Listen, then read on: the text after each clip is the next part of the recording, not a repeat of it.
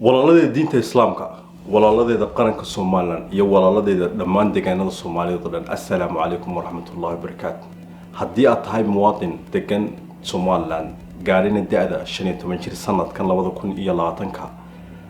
ama hore aanu qaadan kaarka codeynta fadlan muwaadin waxa qaata kaarka codeynta taasoo muddadeeda la bilaabi doono 29 bishan lana joojin doono 13 bisha koowaad 2021 15 sano ugu dambeeyay ayaa dhammaan deegaamada Soomaaliland oo dhan ka cabanayeen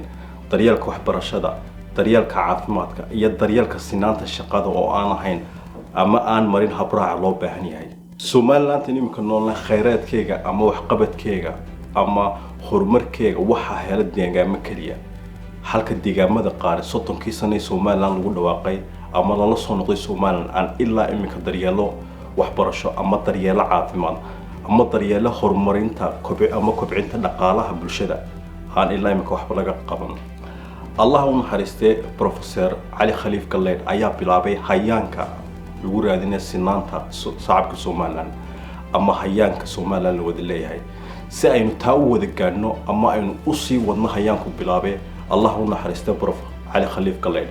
dhammaan muwaadin haddii aad degan tahay Sool Sanaag gobolada galbeedka ama gobolada dhexe waxa loo baahan yahay dhammaanteen inaynu wada qaadano kaarka codeynta masiirka 30 sano ee soo socda ee Soomaaliland wuxuu ku xiran yahay inaynu dhammaanteen iska xil saarno ama aynu ogaano inuu xil naga saaran inaynu qaadano kaarka codeynta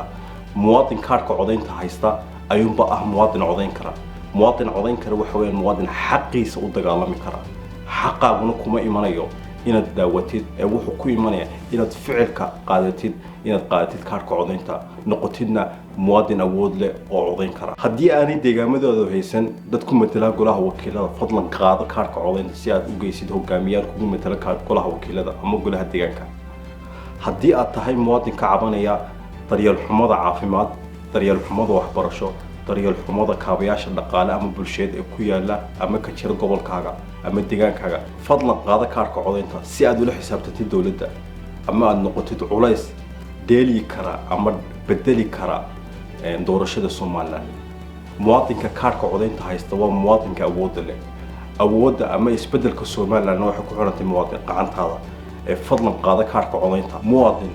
awooddu gacantaada ay ku jirtaa ay fadlan hadheersan awoodeeda qaado kaarka codeynta haddaan qaado kaarka codeynta haddaad imika gaadhay 15 jir qaado kaarka codeynta haddii aad tahay muwaadin doonaya inuu abuuro Soomaaliland la wada leeyahay aad iyo aad bad mahadsantiin waxaan leeyahay assalaamu calaykum waraxmatullaahi wabarakaatuh